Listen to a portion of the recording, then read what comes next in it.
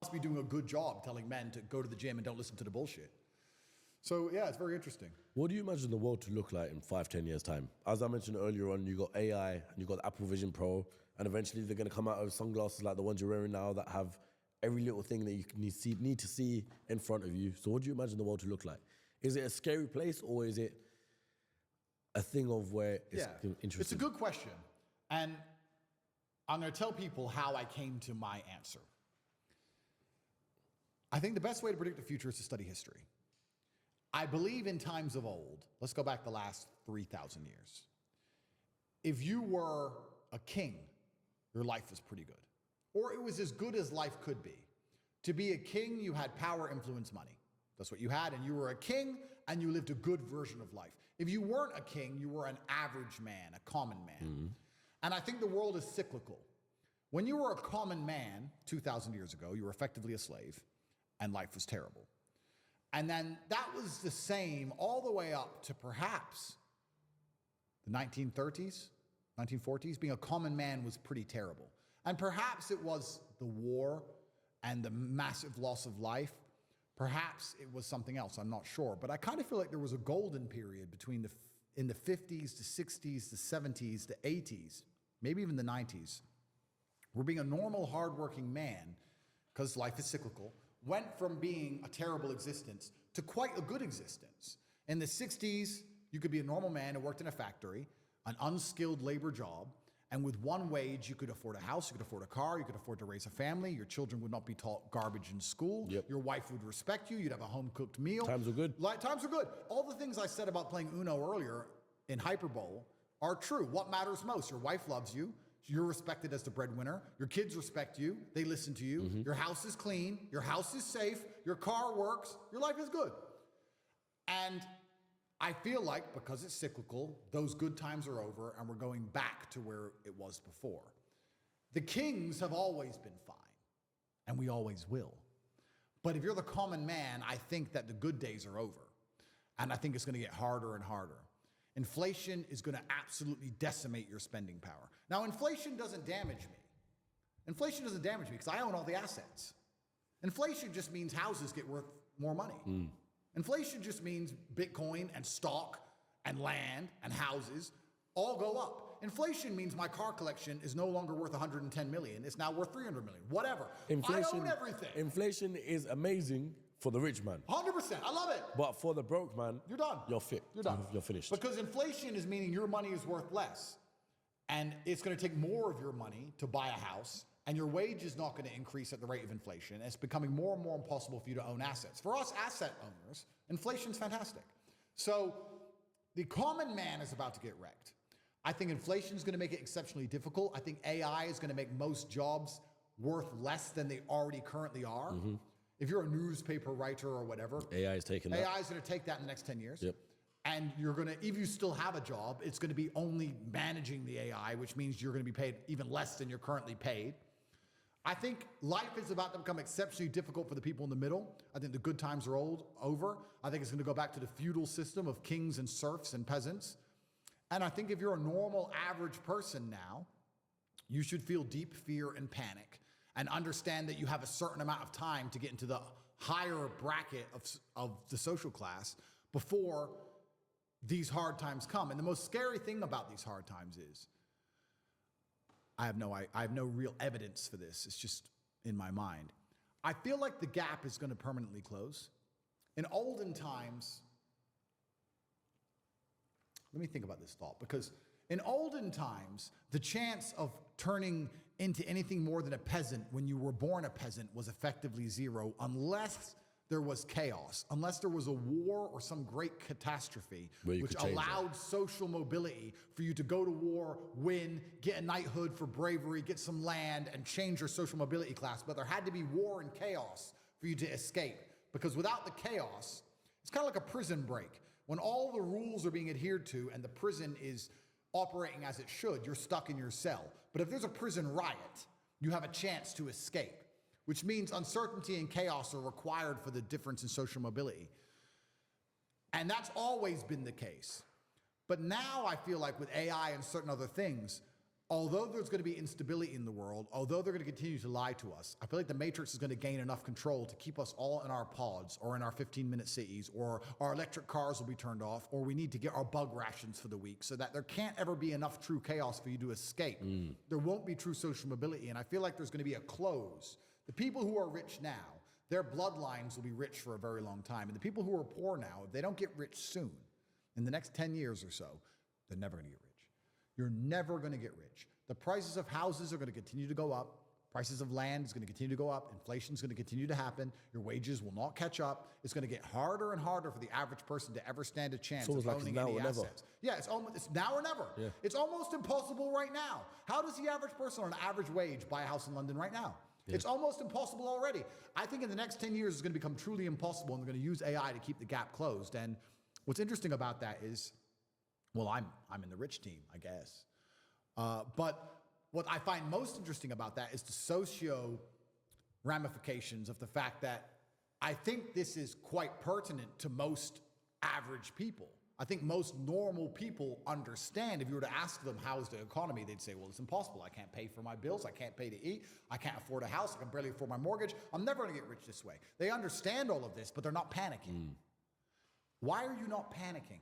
The Titanic just hit the iceberg. You may not be in the water yet, but it's a certainty.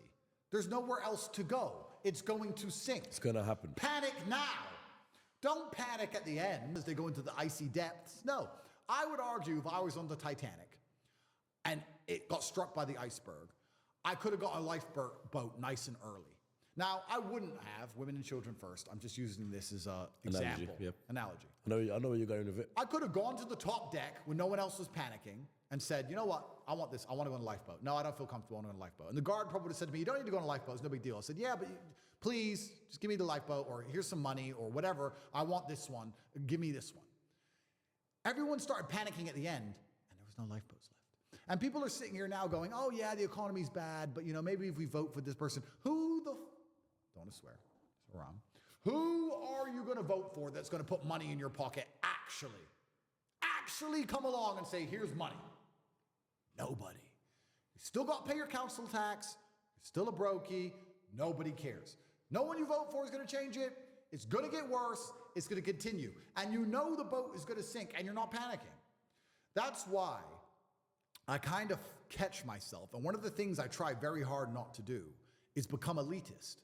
Because when you've come from the absolute bottom to the absolute top, and you've done it all off of your own back, and hard work and dedication, and never missing a day, the only shortcut to life is to never miss a day. One, because of compounding interest, and two, because sometimes you get lucky. And you'll never miss a lucky day if you try every day. If you don't try every day, you might miss your lucky day. And that's what people don't understand. If you never miss a day and you never don't try and you're always on time, was I late today? No, on time, and you try and improve every aspect of your life, and you're a professional, and you try and make sure that you analyze your decisions, you give yourself feedback, you don't make mistakes, you're not lazy. If you try and you make it to the top, you end up elitist, because you look at the people down below and you're like, well, why didn't you try? I did. Oh, I did too. No, you didn't. That's a lie. Now you're lying to me, and that annoys me. And you catch yourself being very elitist, and this is what's scary about it, because I'm from a Luton council estate, and now I have all this money. But if I meet somebody who's truly broke, I'm not talking about you not have hundreds of millions, but if I meet somebody who's broke, I think they're an idiot. And I catch myself going, is that bad? Am I elitist? Or do I sit down now and I just say, no, I started lower than you and beat you. How are you poor? You're lazy. Okay, fair enough. I was going to say, why would you say if they're an idiot if you were once in that position as well? No, I was, but I got out. And I think one of there's only three reasons you can't get rich in the world today, which is either you're stupid, you're lazy, or you're arrogant. And I find the most common one is lazy and arrogant. It's not stupid. There's nobody at home who is too stupid to become rich. I'm sure anyone watching this podcast right now, if you were to sit down next to me and I were to say, do this, do this, do this, do this, do this, you could do it. Of course you could. But you're too lazy to learn how to do it yourself. And you're too arrogant to listen. And you're too arrogant to listen. It's not about being stupid. You're lazy or arrogant. It's one of the two. Those are the two most common factors of people. So when I meet people who have truly failed, and they pretend to me that they didn't want to fail, I know they're one of the three. And it's usually arrogant. Because when I sit and say to them, you could have got out, they don't say, you're right, I could have got out, I didn't try. That shows humility. They don't do that. They say, no, because it's excuse, someone else's fault, the Matrix's fault, no self-accountability. Oh, well, you don't know what you're talking about anyway. Arrogance. Sounds like feminine mindset to me. Well, yeah, exactly, and then they're going to lose. Yeah. So I catch myself being elitist, and I try very hard not to be, because I don't consider myself a rich man. I'm a poor man with lots of money. And what's scary about being elitist is, if I'm from a Luton council estate, and I have a bunch of money now, and I see the common man as a lazy idiot, imagine how the elites see us. And then you start to really go down the rabbit hole when you understand these people who've been in charge of the world for a very long time, who own the banks, who believe they're genetically superior to us because why not? Their families always owned the bank. They can be a fat loser, but they just believe they're something because why not? They have a big boat, so that's just what they're going to believe, isn't it? Imagine how they view the common man. You think they give a shit about you or your family or your income or your wages? You think they care about you? You think they're going to make life easier for the common man in the next 10 years as you've just asked? Or are they going to continue to decimate your lifestyle for their own forever profit?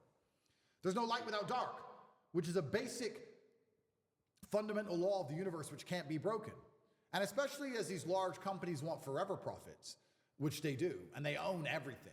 Like, I don't think many people understand. If you go into Sainsbury's and you look around at the brands, you will struggle to find 10 brands that aren't owned by the same company. Yeah, the whole thing's owned. Yeah. The same company that owns Sainsbury's owns every brand. They own everything.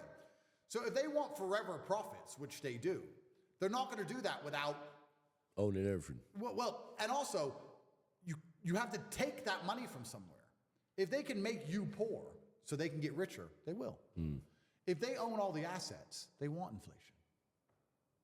They want inflation. They don't care. They don't care about you. They don't care you can't feed your family. Why would they? So, and you can also look at it from a global perspective, which is quite interesting, because America was built off the back of World War II. World War II made America rich. But Europe, for the longest time, got rich off the exploitation of second and third world nations. That's how it got rich, by building empires in Africa and Asia, etc. Colonizing countries. Yeah, colonizing countries. That's how they got rich. And now we have populations in Europe and in the West which are decadent, and we want high wages, and we want maternity leave, and we want holiday pay, and we want good working standards, and we want good working hours, and we want nice chairs to sit on. Now we're entitled.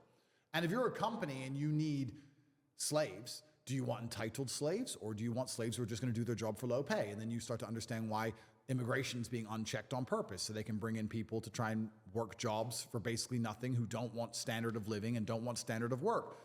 And what they're effectively doing now is, instead of exploiting the second and third world to benefit Europe, the globalists are now decimating Europe on purpose so that they can live somewhere else. And okay, that's going to prop up the economies of the second and third world, so the whole thing is reversed. Instead of destroying the second and third world for the benefit of Europe, they're going to destroy Europe, and that's going to benefit the second and third world. But they're globalists and they don't care. All they care about is forever profits. They'll go live in Saudi. They'll go live in Mumbai. They don't care. They're not tied to the land or tied to the place like the average European is. So if you're the average man in a European country and you're not financially free and you're stuck somewhere in the middle, not only is your life going to get harder, but also the place you live in is going to get worse. Your wages are going to go down. Crime's going to increase. All of these things are going to happen so that the people in charge can get their forever profits and avoid all the mess they make. And it's all done purposefully. If I was an average person, I'd be genuinely afraid. I mean, it's easy for me because I have so much money. Okay, I'm currently restricted in Romania and I'm under a matrix attack and they'll put me in jail, blah, blah, blah. One day I'll get out and one day it will be over and I'll still be a millionaire and I can look at the map and go, where is safe? Tokyo, cool. Done. Most people can't do that. They can't do that. They're stuck. And the fact that that doesn't bother them or they don't panic, I find flabbergasting. I mean, the iceberg has struck the Titanic. How long can you have a border where people can arrive by dinghy and throw acid in people's face until your nation has fallen? How long will you allow this to happen until you realize it's done? It's done. It's done. And how long will you sit there and get hit by endless bills that continue, inflation that wrecks your currency, wages that don't increase, new taxes with ULEZ cameras, unchecked immigration for people who don't have a passport, crime rates increase. Bro, I said this to Tristan. We were saying how we miss England because we're English in our hearts and part of us miss it. And I was saying, you know what? If I lived in England, I couldn't even protect myself. I have guys here with guns because I'm currently on bail and I can't carry a gun. Otherwise, I'm strapped all the time. If you come to my house, there's a big gate and there's pit bulls and there's 4 guys with weapons, guns. You need SEAL Team 6 to get in my house. There's bulletproof doors and I have a gun next to my bed. I'm the final boss. It's gonna be a shootout. In England, I can have all the money in the world. I can go to Radlett. I was looking at a house in Radlett. I'll say right now, it's 12 million pounds. It was gorgeous. And I thought, it's worth 20 million. For 12 million, it was worth Bargain. Bargain. Yeah. And I was like, Tristan, if we bought this house, the problem is we couldn't even protect ourselves because eventually someone will work out it's our house. It's just like it's just like all the footballers. Of course. All the footballers, when they go to play matches, they all get robbed. Bro, eventually someone will work out it's our house. The only way you can protect yourself in the West now is to hide. I was like, we can buy this house, not put it in videos, not put it on social media, not invite girls over, because you know what will happen? You'll invite a girl over one day, and she'll say, I'm coming with my friend Lucy. Not from the BBC, a different one. But like, okay, Lucy, she comes. Lucy turns up. She's a 7. You don't talk to Lucy. Nobody likes Lucy. She sits around. She's a 7. She sends the location to everyone. She knows. Next weekend, she's out sniffing coke with some dickhead. And she's like, I was at Tate's house. No, you weren't. Yeah, I was at Tate. I was looking at this picture. Where was it? Here. Boom. Bomb. That's now it. they now know where your house is. Location's They start dropped. talking about it. Mr. Bugatti, Mr. Diamond Watch. I'm sitting in my Radlett house. There's fucking 25 windows, 6 door entrances. I'm like, Tristan, we can't even hire armed guards. Who could we even hire to protect the house? I could come along with $1 million a month contract. I'd end up with G4S, some old man sitting in a little box. And when they rock up, 20 dudes with blades, it's over. You can't even be rich in England unless you want to hide. Tell me this, yeah? I wear a $400,000 watch in Bucharest, Romania. In London, I can't wear it. In London, I don't wear it. So we're talking about how the nation's failed. You could be rich in England and you're still not safe. You still have to pray they don't find you. You have to live like a hermit, like a cockroach under a rock and hide. Or maybe you get a chance to call the police before they chop your wife's hands off. Oh, that's great. That's how fallen this nation is. And there are people there with no money. They're not even rich like me. They have no money. And they're sitting there going, it'll be okay. Maybe if we get Rishi Sunak out and get another one in. No, it won't. No, it won't. It is a failed society. You need God. Revert to Islam and move to Saudi Arabia. In Saudi Arabia, none of that will happen to you.